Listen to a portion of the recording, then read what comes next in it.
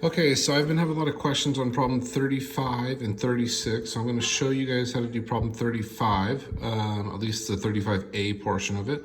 So they gave me this information that sine of alpha is equal to 3/5, and alpha lies in quadrant 1.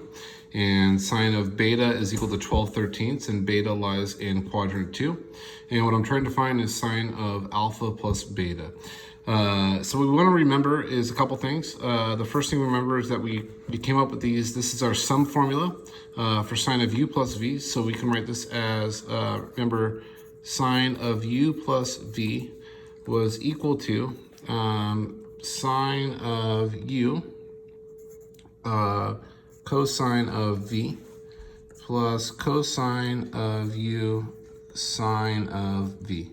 Okay, and so we just need to now see that this problem for sine of u plus v, that's the same thing as, in this case, sine of alpha plus beta, that our alpha here is representing our u, and our beta here is representing our v.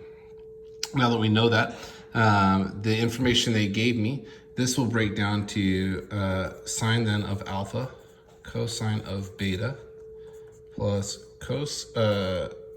cosine of alpha sine of beta.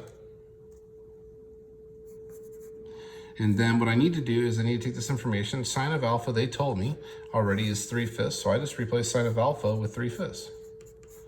Cosine of beta, we don't know yet.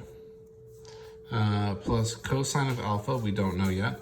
And sine of beta, they told me here in the problem that sine of beta was equal to 12/13.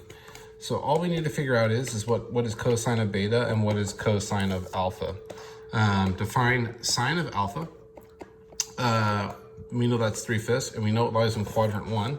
If we draw our triangle for alpha in quadrant 1,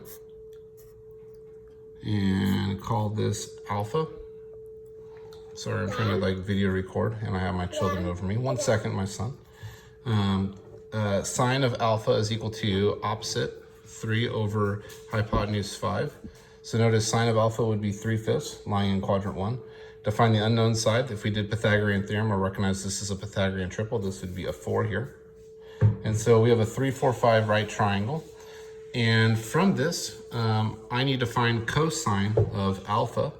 And cosine would be adjacent over hypotenuse, which would be 4/5 here. For the other one, for cosine of beta, here we're going to use our sine of beta information. Our sine of beta information is this. And they said that beta lies in quadrant 2. So we're going to draw a triangle in quadrant 2. Remembering how we did our reference angles, that bow tie, good stuff. And I have, this is my beta, is my angle.